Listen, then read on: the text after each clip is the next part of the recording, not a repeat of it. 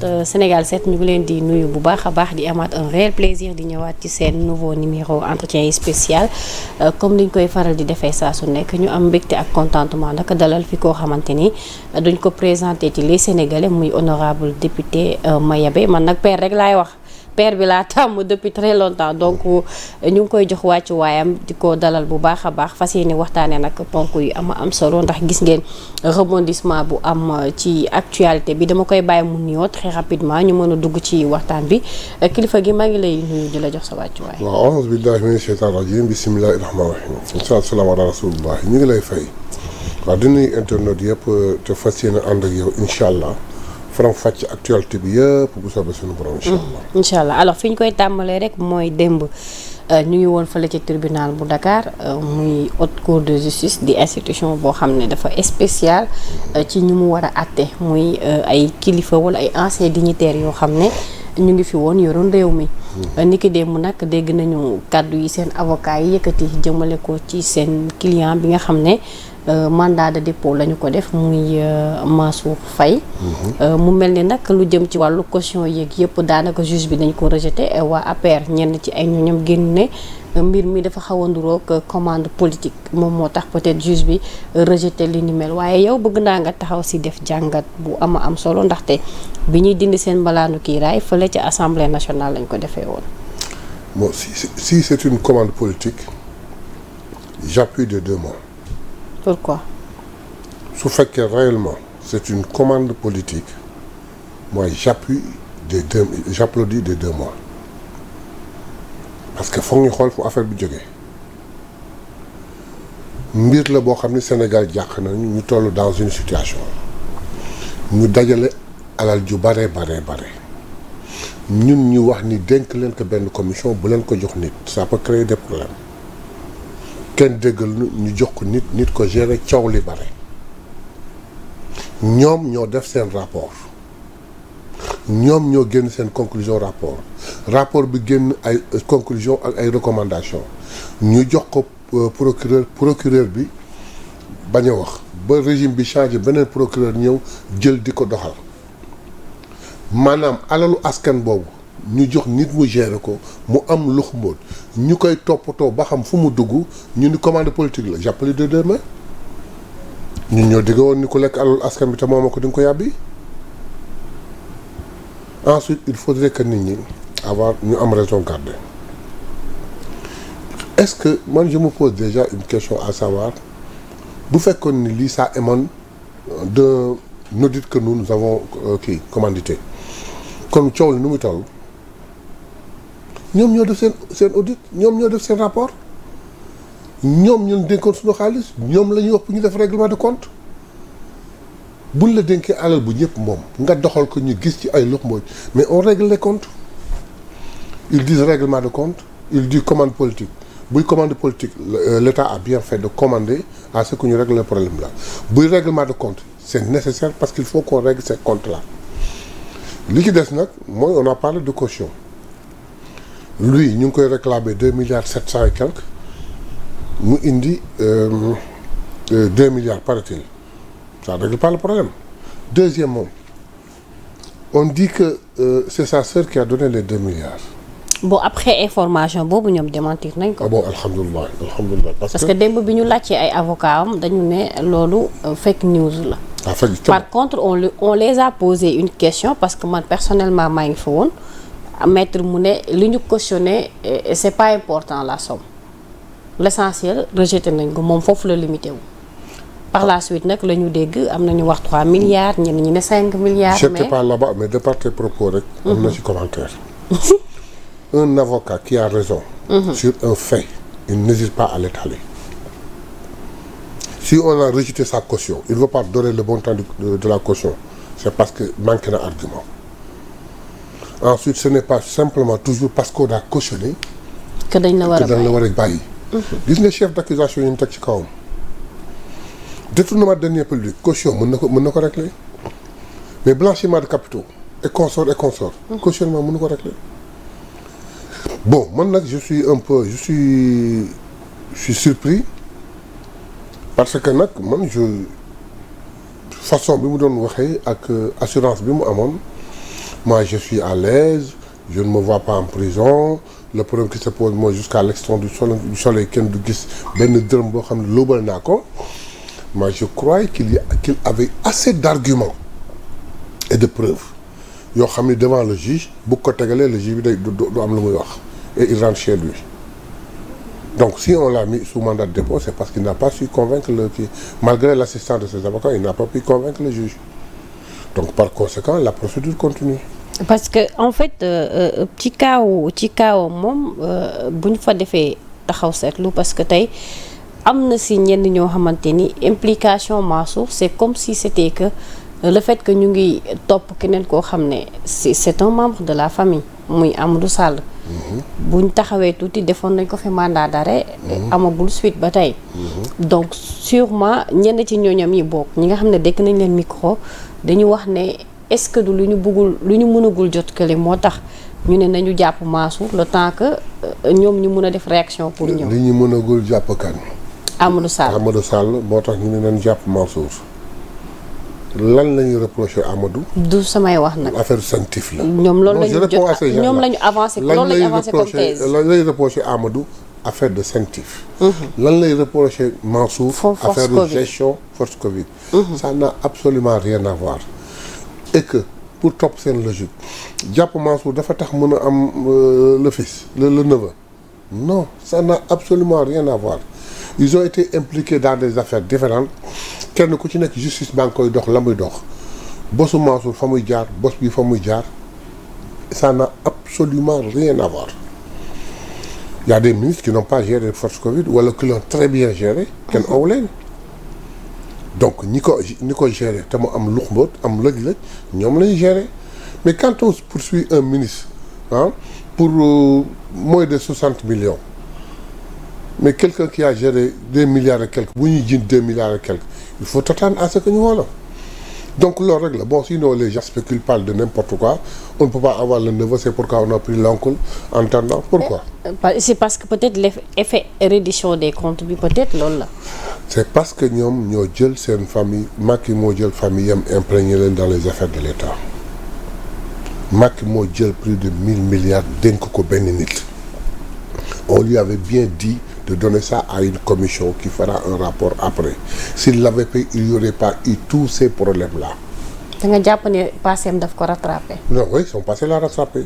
Le gars, il était tellement sûr de lui, il disait quelque part que même si certaines structures sur moi du ma wuyu.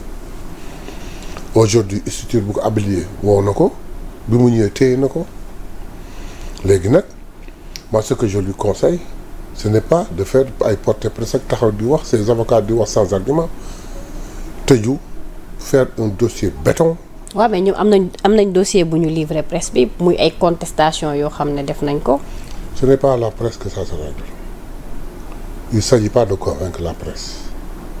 Il s'agit de convaincre le juge. C'est le juge qui donnera le verdict, c'est pas la presse. La presse peut écrire des journaux, faire des plateaux et consorts. Ça ne mènera nulle part.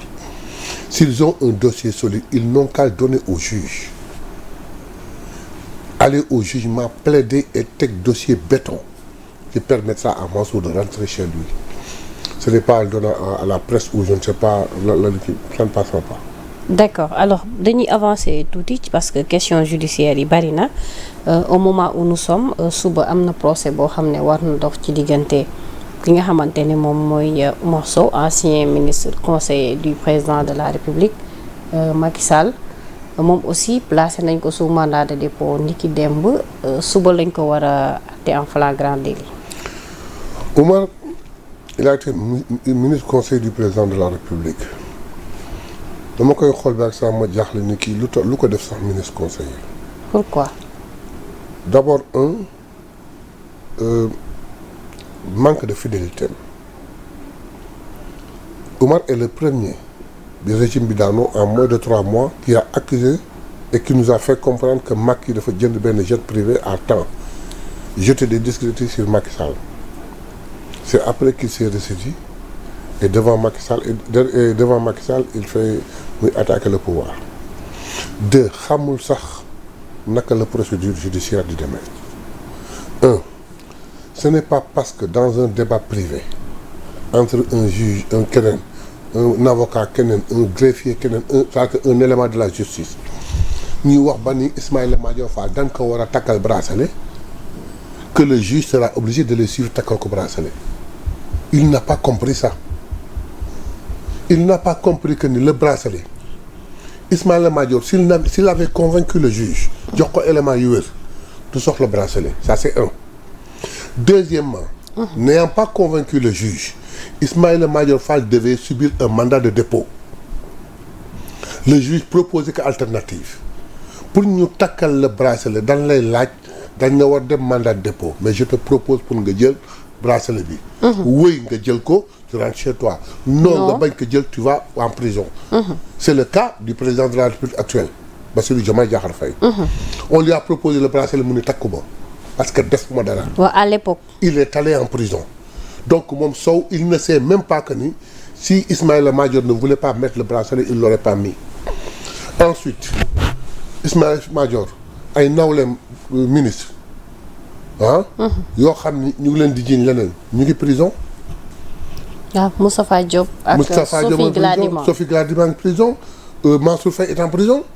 Lui il a la chance de rentrer chez lui bien que li leen toppee bokkul. Donc la mu doon wax di présenter wax ni dañu bëgg désengorger prison yi au point où nit mën na ko takkal bracelet bi mais wàññi def restriction sur ses déplacements muy dem ak dellu si mais il en a bénéficié. Le simple fait mu takk bracelet c'est un privilège. Sinon aujourd'hui il aurait passé la nuit en prison. Donc soo xamul ci li muy wax dara. Ensuite il disait que julli naa ba pare et il a juré. Moi je me disais que nee woon na damay am ay tur yu may wax. Donc je croyais qu'il était sûr de lui, qu'il avait assez d'arguments pour que bu toogee devant le juge il dit la vérité, il s'en va. S'il n'a pas pu convaincre le juge c'est parce qu'il n'avait pas d'arguments. Par conséquent si demain au procès il parvient à étaler toute la vérité et à dire la vérité prouver ko il rentre chez lui. Au cas contraire moi je demande si c'est possible à la justice de le punir sévèrement. Très sévèrement. loolu dina metti nag. parce que moom déjà sursis la nekkoon. moo ko def je ne sais pas dañuy tiit di wax rek dañuy tëb rek di tiit. d'accord honorable alors honorable am na loo xam ne aussi faw ñu taxaw ci muy coowal oto yi nga xamante ne actuellement mun nañu wax ne moom moo gën a nekk sujet phare au niveau de l'Assemblée nationale.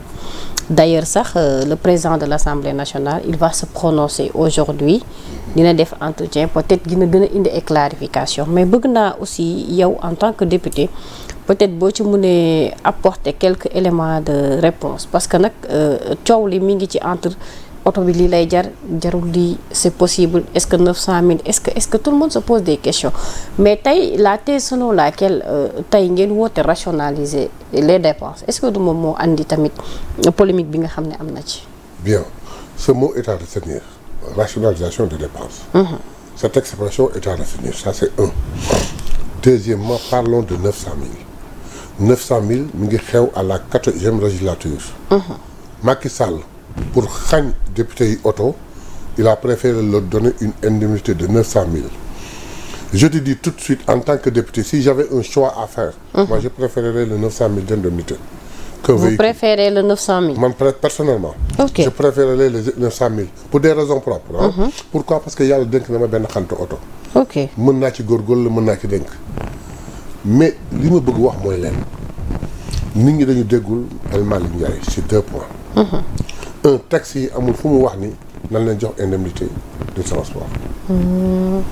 ay moyens lañu jox député yi pour ñu liggéey ça c'est un. Deuxièmement dans le rapport protocole du Sénégal après le président de la République député yi moo ci topp. Je n'ai rien contre un chef de service. Je n'ai rien contre un directeur général. Ils l'ont et ils le méritent. Je me répète. Je n'ai rien contre les chefs de service. Je n'ai rien contre les directeurs. Je n'ai rien contre les DG. Je n'ai rien contre les PCA. Ils ont des véhicules, ils le méritent.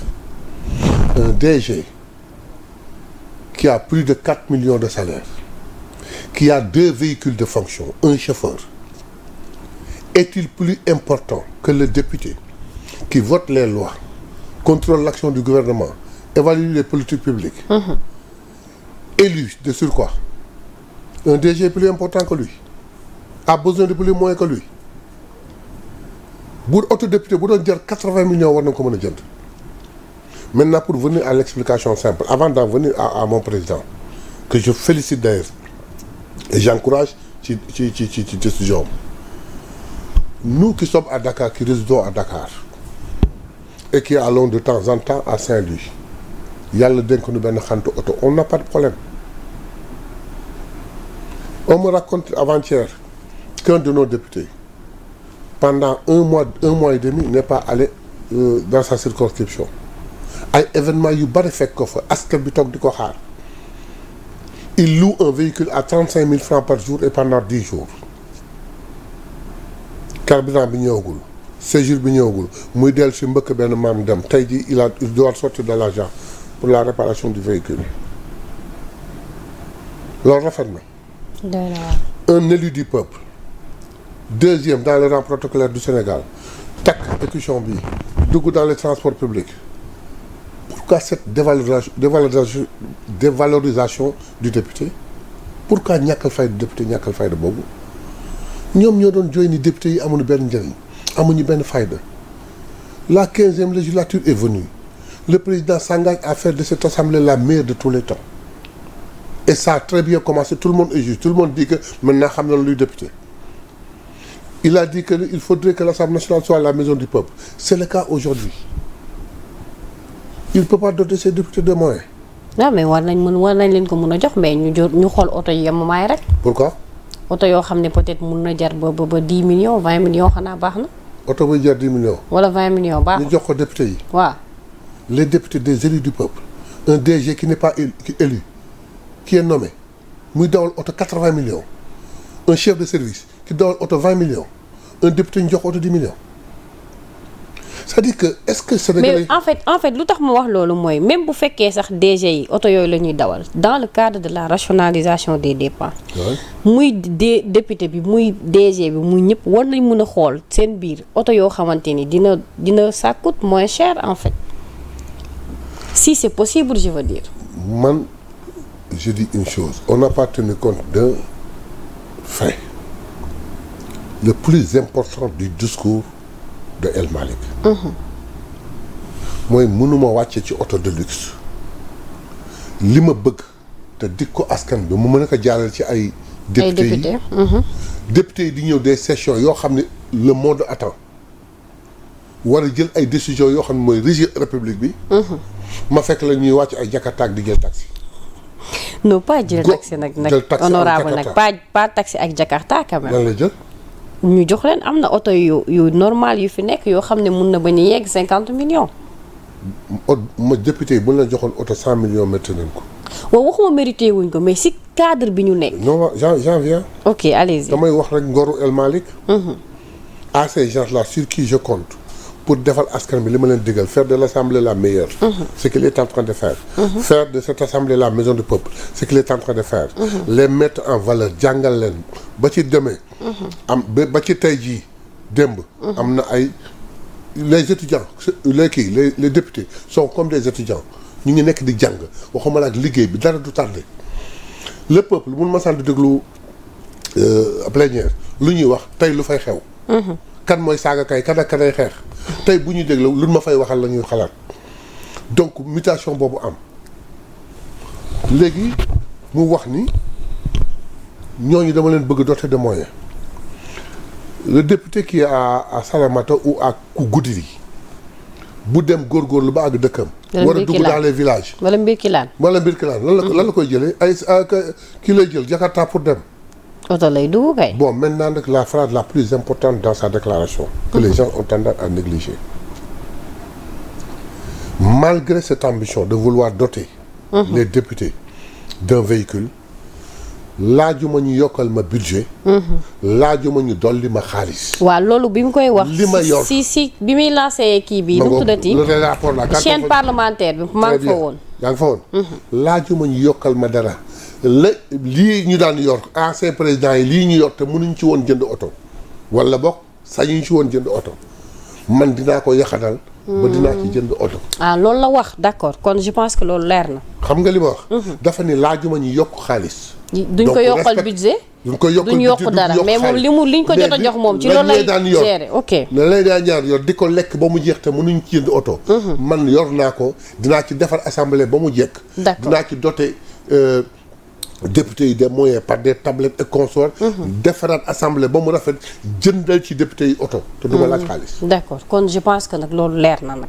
kon coow li polémique bi yooyu yëpp honorable leeral na ko et je pense que tey moom aussi bu génnee dina ci andi ay leeral bu baax a baax a baax alors honorable ñu andi beneen point bu essentiel boo xam ne mën naa wax parce que ci dialogue bi laa bëgg ñu tëjee ko waxtaan bi muy cette fameuse loi nga xam ne juróon na fi polémique semaine bi ñu génn mais dañu gis ci porte-parole du gouvernement Moustapha Ndiaye Sarré mu ne tenir nañu considération loi bi et que dinañ dem ci proposition bi. C'est une suite logique par rapport à une promesse qu'on avait faite au moment boo ñu jéem a introduire la loi te jàllul nous avions promis par notre leader d'ailleurs campagne ngeen ko ci législative yi que loi bi bu ñëwee dinañ ko jàllale nous avons une législature de 5 ans. Nous avons fait toujours 7 mois. dem léegi nag xoolal fee bi ànd sàmm jikko yi jóg nañu ensuite en analysant le débat d'aujourd'hui les gens les politiciens qui sont en train de palabrer di wax par-ci par-là au moment bu ànd sàmm jikko yi woote fii à Centenaire aucun d'eux n'a voulu lier son image à cet événement. Personne n'est parti à l'exception de Ousmane Sonko moo taxaw wane àddina bi yëpp gis ko ni benn manifestation contre góor jigéen yi Ousmane Sonko taxaw na fa ñu tudd fa turam et bizarrement benn nit un politicien pour ne pas le nommer bokkoon ci bureau bi nga xam ne moo rejeté 2 fois la loi tey moo taxaw ni nanu wote loi bi. ban député. le député de Thiès là Kédiko. En fait, qui il est? Tu fais partie du bureau qui l'a rejeté 2 fois et aujourd'hui tu l'imposes. C'est comme ce qu'on avait dans la loi d'amnistie. Ils ont imposé et ils ont voté, ils ont fait passer une loi d'amnistie qu'on a eu du mal à interpréter. Nous devons une loi d'interprétation. Nous n'avons beaucoup de loi d'interprétation, ce que l'on veut abroger les coups.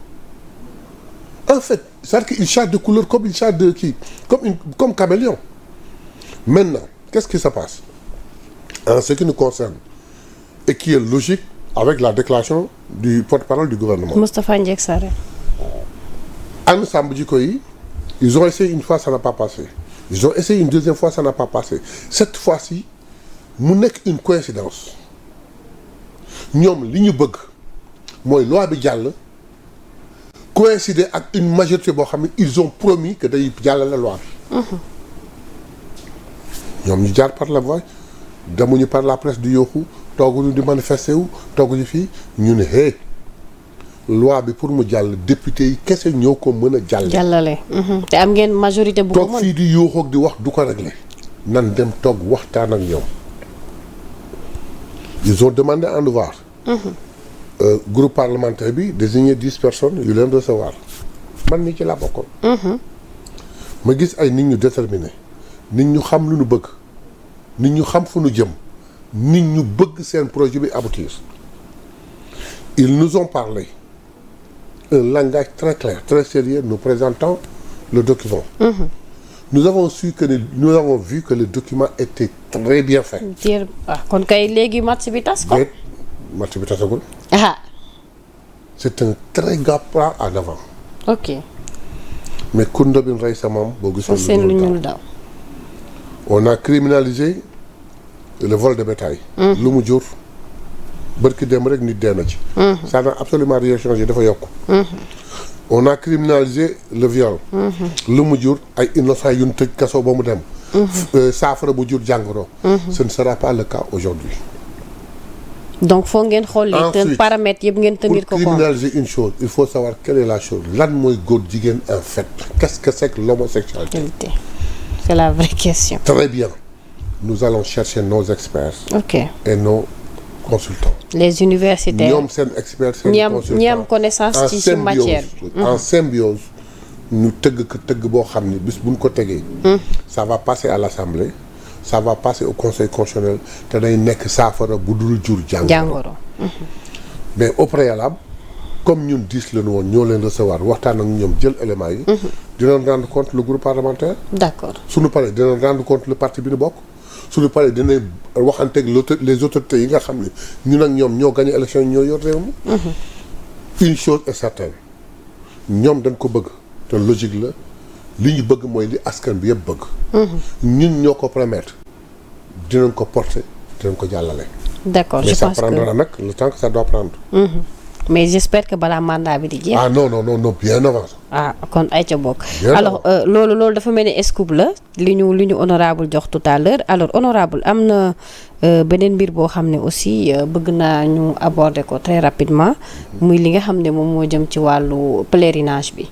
parce que ujaaj yi commencé nañu dem actuellement. dafa mel ni première vol yi dem nañ sax mun naa ko wax le reste ñoom aussi ñu ngi continuer di dem ci résumé bu gàtt rek organisation beeg mbir yi est-ce que niñ ko tàmbalee ba fi mu jëm parce que cette fois-ci da nga daan gis ñenn ñi bu ñu waree dem ñu naan retard de vol wu ñibbisi bi aussi da daan metti est-ce que paramètres yooyu yëpp tenir ngeen ci en compte avec la commission. waaw xam nga daaw j'étais parti en mission. Madame, discrètement, j'ai regardé, je suis arrivé, j'ai fait un rapport ñu wax ñun naka la ñu gisee pèlerinage bi naka lañ ko mën a orienter de façon que du am problème. Et là je félicite le ministre ils ont beaucoup tenu compte de nos conclusions. ñaar bi féliciter le nouveau délégué. Pourquoi? Parce que actuellement ñu ngi doon coow te retard am na ci avion yi ñi waroon dem premier avion jaxasoo na deuxième avion remercier Air Sénégal. waaw mais aj bi cher na aussi. non aj bi cher na ko c'est un autre problème mais dans l'organisation. ok macha allah ren ji amagul bokk jusqu'à aujourd'hui. perturbation je touche du bois amagul benn perturbation. mais c'est ngan di performance la maintenant on va à la chose sérieuse boo demee ba Médine. D'habitude man daaw bi ma demee rek j'ai fait 4 heures ou 5 heures de temps dans l'aéroport de Médine. dégguma problème yu mel noonu. daaw am na ñoo xam ne à la Médine ils n'ont pas fait de croisière tellement c'était désorganisé. dégguma ko ren. mais on avait demandé à ce que dans la commission ceux qui aident les pèlerins et qui facilitent leur pèlerinage nañ ci jël surtout les étudiants. nañ ci jël surtout les résidents. Et il me semble qu'ils l'ont très bien fait. Mais il faudrait que ces gens-là aussi lèvent le défi au point où aucun pèlerin ne peut avoir de problème là-bas. li ci des nag c'est des souhaits. daaw dañ fa coïncider ak tàngaay boo xam ne yàlla na ko yàlla tàngaay bi métti woon na trop daaw ce que j'ai vécu là-bas maag yàlla rek ko xam. donc ren jii ñuy ñaan suñu borom yàlla yombal mbir bi. au point où incha allah nit ñi aj ak jàmm dellu si aj ak jàmm mais ça a bien débuté et j'espère que ça finira très bien. Et je félicite le ministre comme le nouveau délégué. mais cher na de aj bi. waaw aj bi cher na c'est pas nous c'est l'Arabie Saoudite. ah c'est ensuite xam nga cher bi dafa am ay yu mu laaj soo bëggee dem à temps ñibbi à temps faire moins de temps.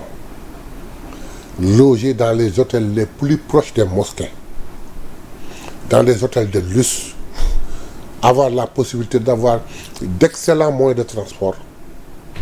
boo demee à mun na nekk dans de très bonnes conditions surtout lekk gi il faut que ça dafay cher. ah waaye ci 5 millions lañ jëm. non 5 millions je me rappelle man bi may jëkk dem Makka en 2007. ça coûtait dans les 2-3 millions. moins de 3 millions mais actuellement ci 5 millions lañ jëm parce que ñu ngi ci 4 xaw ma 3. mais ñu on s'en tient à ce qu'a dit l'islam ku mën defal ku mënul wàcc na la. waaw mais tamit war ngeen mun a xool ban politique ngeen mun a teg pour yombalal ko nit ñi. ban toll ci xam fu ñu tolloon. ci organiser ba pèlerin yuy dem. avec leur moyen ñu bañ a sonn. waaw yàlla mi ngi may ñu réussir que. suñu paree on va attaquer ça. ñu xool loolu tamit nuñ koy xoolee parce que ñun aussi suñu yaay dem bëgguñu te bëgg nañ ñu dem. incha allah dinañ dem. incha allah alors fi ñuy jeexalee honorable mooy ñu ngi jëm ci suba incha allah dialogue national bi. gars yi ñenn ñi nee nañ dinañ dem ñeneen ñi ne duñ dem donc ku nekk ak sa position ñu war fas yéene nag waxtaane mu nekk rituel quand même boo xam ne Sénégal commencé na ko di approprier at bu jot. bon il faut ñu def benn distinction dialogue national ñii ni duñu dem yëpp c'est des politiciens. déggoo benn gars de la société civile bu la duma dem déggoo benn kilifa diine benn kilifa aada benn nit boo xam ne hors politicien bu wax ni duma dem ñi wax ni duma dem yëpp c'est des politiciens. dafa am ñoo xam ni seen dem ak seen ñàkk dem ça ne signifie absolument rien am ñoo xam ne seen ñàkk dem mën naa ko comprendre je m'explique. Ensuite ci dem beeg ñàkk dem bi il n'y a pas de place à des exigences il n'y a pas de place à des conditions rien ne se passe mais pour defar ëllëg ba ñu bañ ci àgg ren ji sax dialogue mënoon na bañ a mënoon nañu xaar déwén. il a préféré le faire aujourd'hui tant pis tant mieux ñu wax ni TDR yi mi ngi nii contrairement à ce qui s'est passé kaay leen ñu waxtaan ana TDR yi bu ngeen ñëwee ñu waxtaane ko kii bind ay TDR yëpp joxe. lu leen ci mais ci biir bind bi am na ñoo xam ne nee nañ il aurait pu bàyyi ñëpp joxe seen proposition ñu tënk. déedéet ça ne se passe pas comme ça man maay organiser maa woote maa ne kaay leen ñu waxtaan kaay ñu waxtaan ci lii ci lii ci lii daf ay TDR jox la daf ouverture de par li ma la proposé. lu la ci jaaxal amandé nga def amendement. mais de par mes propositions bu ci amee benn point boo xam ne c'est important te waxuma ko proposé c'est comme ça que ça se passe donc jaar na ci logique bu mu war jaar inclure tout le monde un politicien toog nan damay exiger ou ça c'est des conditions non bokkul dafay dem toog kenn rek la comprendre c'est l'APR avec la réduction des comptes là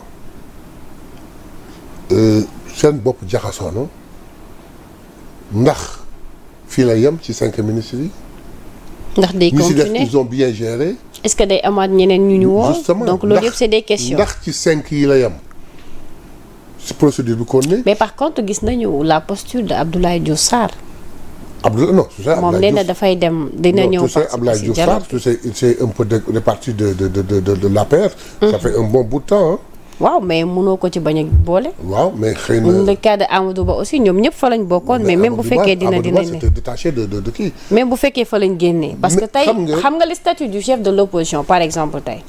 Amadou Ba mi ngi demoyee woon ci bannière coalition Benno Bokk Yaakaar. wax la sax da nga tudd benn chose une importante. le statut de chef de l'opposition dañ ko war a dindi bannir ko sànni ci àll ba amul njëriñ.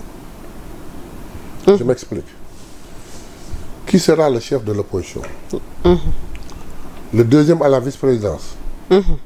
Je donne un exemple très simple. Allons jusqu'en 2029, Diomaye rempli par exemple. C'est un exemple. Génne 85%, mu des 15%. Le deuxième am 10% ou 5%. li ci des la ñu leen partagé ko. nga def que le chef de l'opposition 5 mois après élection législative ñëw. Quelqu'un de l'opposition am 20 députés ou 30 députés alors que le deuxième de la présidentielle amul 3 députés il peut être son chef. waaw loolu tamit dégg. Ensuite on est dans un régime parlementaire. Dans aucun régime parlementaire au monde il y a un chef d'opposition. Cela n'existe que dans le régime parlementaire. Donc et puis le chef d'opposition il sera le chef de qui? Personne. Nga jël ko jox ay moyens toog ay motards ñu koy mais il sera là-bas. Mais opposition nu ko faale il sera un cible pour l'opposition donc dañ ko war a dindi teg ca àll ba amul njariñ Abdoulaye Wade da ko defoon ak ñii rek ndaxe ko nit ñi boobu ça n'a aucun sens. Deuxièmement la rationalisation des partis politiques ñu bari moo leen tiital 350 partis au Sénégal nga defe normal na est-ce qu'il faut appliquer strictement les règles qui régissent les partis bu ñu ko defee les partis vont disparaître il n'en restera pas plus de 10 au Sénégal est-ce qu'il en restera 10 ñu bare loolu leen tiital ñoo leen ragal. Deuxièmement mais on fait benn waxtaan sur tel point amendé ou avec d'autres propositions mais nit ñi di wax naan dañ ci bëgg profiter pour valoriser ça n'a absolument rien à voir. On parle sur certains points suñ ñëwee luñ ci amendé ñu jël ko en considération su amee yeneen proposition qui intéresse le peuple ñu jël ko en considération on en discute donc ñi wax ni duñu ñëw te heureusement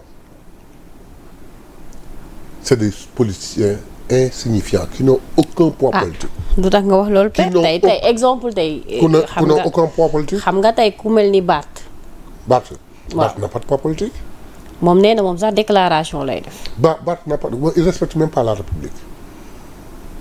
Qu'il fasse une déclaration il a le droit. Et c'est son devoir. Pape Djibril nee na moom day boycotté. Pape Djibril qu'est-ce qu'il représente. Thierno Bocoum nee na day boycotté. Thierno Bocoum qu'est-ce qu'il représente. Thierno Alassane Sall nee na day boycotté. Thierno Alassane Sall qu'est-ce qu'il représente. Entre nous quel est le poids politique. amul kenn ku ci ñëw ku ci am 0,5% de représentation dans le pays. kay Khalifa neen dina ñëw. mais Khalifa je te dis toujours. il faut que Khalifa dinaa koy mere nag très souvent. lu tax nga koy mere. ci yenn agissement am mais Khalifa moo wax la benn mbir sur le plan politique ku ko gën a calé ku ko ëpp expérience ak ku ko ëpp jaar-jaar amul Khalifa dafa war a mën a ñëw taxaw waxtaan. heureusement qu'il a dit oui. et puis même dégg naa ci kàddu Madiambal nee na on ne refuse pas un dialogue. su Madiambal waxee loolu Madiambal bu demee ba wax loolu nga xam ni amatul pexe. Madiambal bu ci mënul xëpp suuf. lu tax ngeen ne amatul pexe. amatul pexe Madiambal bu demee ba ne on refuse pas un dialogue c'est parce que amatul pexe Madiambal comme je le connais moi personnellement bu mënoo xëpp suuf si dialogue bi mu xëpp ci suuf parce que lu rejet bi daf mu xëpp ci suuf. mais bu demee ba toog logique bi wax ni on ne refuse pas benn dialogue mais ce que je veux dire à ces petits politiciens. petit nag père. je dis très petit avec un petit p. qui refusent d'aller au dialogue. à l'exception de l'APR yoo xam ne je les comprends parce qu'ils vivent une situation boo xam ni. comme le cas d'Aïssata Tall Sall. le cas d'Aïssata Tall je. elle a désisté. je comprends. je comprends d'ailleurs sax. damay partager ak moom benn amertume parce que quand l'autre là l'a cité je n'ai pas aimé. Qui? Ismaïla Madior Fall. Ok. Quand il l'a cité dans son interview là je n'ai pas aimé mënoon na wax waxam bàyyi Aïssata Tall mu dund dundam. Nous sommes là-bas à l'Assemblée. Ouais. Elle fait excellemment son boulot de chef de l'opposition de qui elle fait des très bonnes contributions. De président de groupe parlementaire de l'opposition elle fait excellemment bien son boulot. Quant à autre chose. Et puis l'autre jour mi ngi tooñ El Malick di naan ko fexeel nga mettre ñu à l'aise. Mais regarde la grandeur de la dame Aïssata Tall Sall. Autant je l'ai critiqué il y a 15 jours mais regarde ce jour-là sa grandeur. Posture bu mu andi de l'organisation de l'Assemblée nationale normalement qui n'a rien à voir avec la plénière ou les commissions où chacun défend ses intérêts. Mais là c'est dans la bonne marche globale de l'Assemblée nationale. Le comportement même la transformation du bâtiment de l'Assemblée nationale elle a fait la suggestion avec son agissement qui a fait une politique d'inclusion au point où ñoom ils se sont sentis concernés. Tu as entendu le discours de l'autre là comment est-ce qu'on dit avant Aïssata Tall Sall Tafsir Thioye qui après un discours wax li muy wax ba pare def de kii. ba pare di def nii nit ñi xoolal di piisaate. ba pare bi muy dox di ñëw di bondé.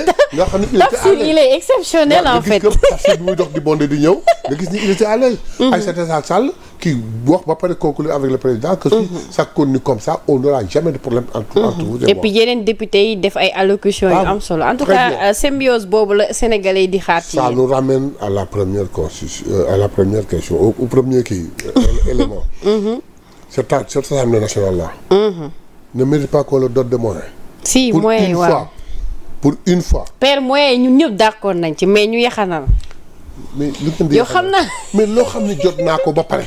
d'accord loolu leer na en tout cas seen propre budget la de toute façon moom nee na soxlawul ñu dolli ko. loolu yaakaar naa neex naa lijjanti en tout cas père amoon naa un réel plaisir dalal la toujours comme. wax ni rek waxtaan bi gàtt na mais j'espère qu'on a abordé les problèmes. Bon on a essayé d'analyser dans la limite du possible wax ci j'espère que liñ ci wax blessé wul kenn. parce que on ne le cherche pas et que leeral na askan bi. mais tabaski bi baa xar dina bëri. mais xar yi bëri na Dakar. am na coggal gu ma seen moom. côté Louga ba ki dem ba may jógee Saint-Louis moom seen naa coggal mais xaw ma fi ñu jógee. xar yi bëri na mais njëg bi la ñuy xaar. waaw. et j'espère que njëg bi dina wàññeeku parce que nag la loi du marché. Quand l'offre est supérieure à la demande wala quand l'offre est égale à la demande dina mën a. chuter prix acheter à bel prix j'espère que Sénégalais bu nekk di nga mën a am. xaalis bi tolloo gars yi nee nañ dëkk bi dëgër na de. c'est ce que je souhaite dëkk bi foog mu dëgër. dëgër nag ko wow na dëkk de bi foog mu dëgër parce que fan ko fekk ak dañuy doxale la mais malgré cela dugg nañu weeru koor ya ci daan xew yëpp xewatu ci bii xewu ci bii yoon dugg nañu Korité la ci te xam naa ni tabaski bi transport bi tamit. non ça El Malick l'avait déjà réglé. tey le ministre du transport prendra toutes les dispositions. pour que problème yooyu coow yooyu du amati de. coow yooyu gaan daan def jékki-jékki doublé ou quadruplé la ci transport. du am bu naree am on va trouver une solution. léegi nag li ci am mooy xal yi pour le moment bari na. j'espère que ni le prix dina wàcc ba kenn ku ne am et c'est mon souhait. di wax ni nag nous sommes à notre première année. fexe na ba weeru koor bi nga xam ni denrées yi da daan yokkoog di tëb ak di manqué. waaw instant il paraît que kilo soble mu ngi jar 400. très bien. donc nag amee na gën a wàññeeku. bu soobee sunu borom incha allah tout sera bien. war na mën a jar ay kilo soble 200 ay pomme de terre kilo 200. mais ay 100 francs loolu xam nga loolu bu amee dina gën a baax. bu ñu yàlla mayee bakkan ba nu dund ba 2026. lii yëpp luy souvenir lay doon mauvais souvenir. espérons en tout cas ñun ñëpp loolu la ñuy ñaan. di gërëm ñëpp di leen jox rendez-vous une prochaine fois. merci beaucoup honorable toujours égal à lui mais moom sama père la moo tax suñu waxtaan. ñu dajee rek day neex quoi donc ma koy jaajëfal bu baax a baax mention spéciale à ma tuuti net tuuti sama lébu VIP boobu Meng Mor maa ngi lay jaajëfal liggéey bi am na solo yàlla na la yàlla lafal cat may la wér borom GPS bu Ngor yow maa ngi lay ziar bu baax a baax di leen nuyu di jaajëfal internautes yi nga xam ne ñu ngi doon suivre et de vous rappeler que je fais partie des nominés Only Awards Women 2025 dans la catégorie meilleure présentatrice du Sénégal donc mooy leen di ñaan rek yéen ñëpp ngeen dem ci catégorie boobu ngeen mën a voter boo leen cliquer lien bi di ngeen gis Lalla Rasoul ngeen daal di voter très rapidement parce que nag sacre bi bëgg naa ko indil Sénégal 7 nag indil ko Sénégal père non dina ñëw ay ca d'ici la